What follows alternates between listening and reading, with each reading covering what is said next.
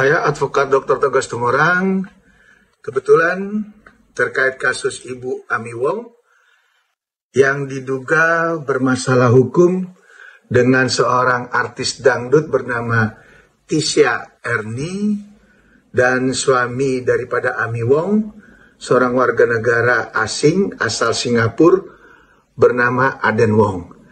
Dan ini menarik karena kenapa? Ibu Ami dengan suaminya itu mereka sama-sama warga negara asing dan terikat dengan aturan hukum yang berlaku di negaranya. Artinya, pernikahan mereka dilangsungkan di mana? Sehingga kalau memang terjadi permasalahan, terutama ada dugaan-dugaan pelanggaran, maka kedua orang ini bisa menggunakan pengadilan ataupun pihak kepolisian negara setempat. Nah, karena kejadiannya di Indonesia, kebetulan di sini ada aturan hukum yang berlaku terkait perkawinan bagi warga negara, terutama warga negara Indonesia, itu ada Undang-Undang Nomor 1 Tahun 74, di mana kalau memang kasus warga negara asing tersebut, yang akan kita lihat nanti, apakah mereka berdua sudah tercatat di dalam catatan sipil. Nah, kalau terkait kasus pidana untuk Aden Wong, hanya satu, yaitu deportasi. Karena Aden Wong diduga, yang bernama Aden Wong ya, diduga Aden Wong namanya, itu melakukan suatu permasalahan yang membuat sejagat maya heboh.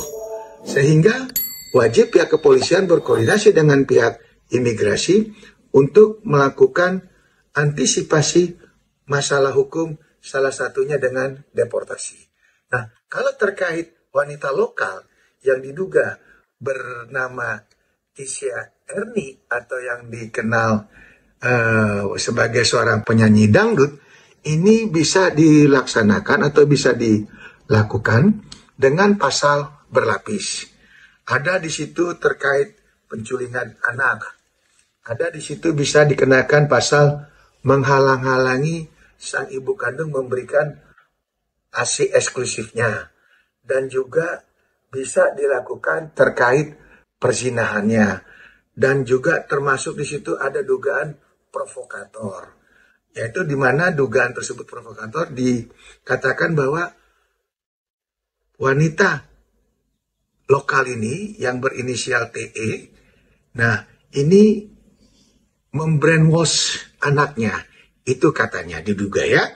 Nah, sehingga pasal yang akan memang patut digunakan kalau memang terhadap anak, terutama terkait ASI, itu bisa dikenakan pasal 128 ayat 2-nya, di mana kita tahu terkait menghalang-halangi pemberian ASI eksklusif itu dilihat di dalam Undang-Undang Kesehatan Nomor 36 Tahun 2009, ancamannya minimal 1 tahun.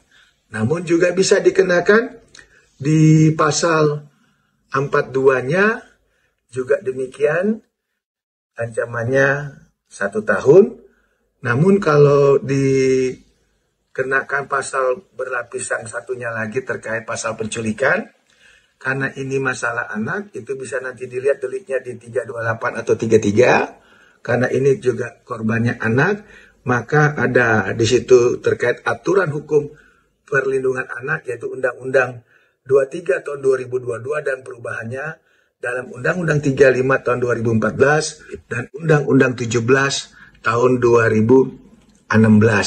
Jika nanti terbukti, ini ancamannya lumayan tinggi, di atas 10 tahun. Demikian yang bisa kita sampaikan.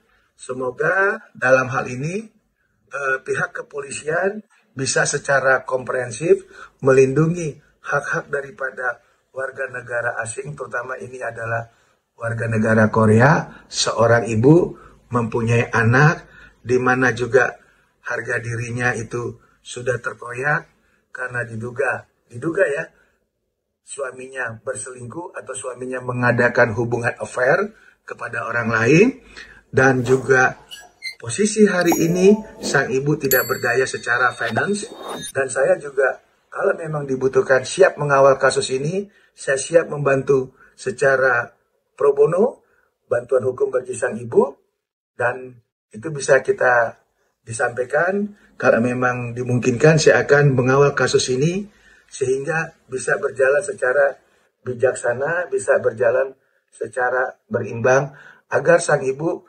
mendapatkan keadilan. Nah, ini juga kita harapkan peranan dari KPAI ataupun menteri kita, Menteri Perlindungan Anak dan Ibu juga, yaitu bisa turun tangan di dalam kasus ini, sehingga hak-hak sang ibu itu tidak terbengkalai.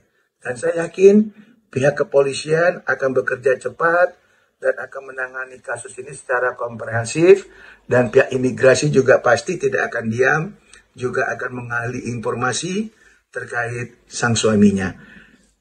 Saya tetap semangat dan saya akan dukung Ibu Ami sebagai korban dari kekerasan yang tidak pada tempatnya.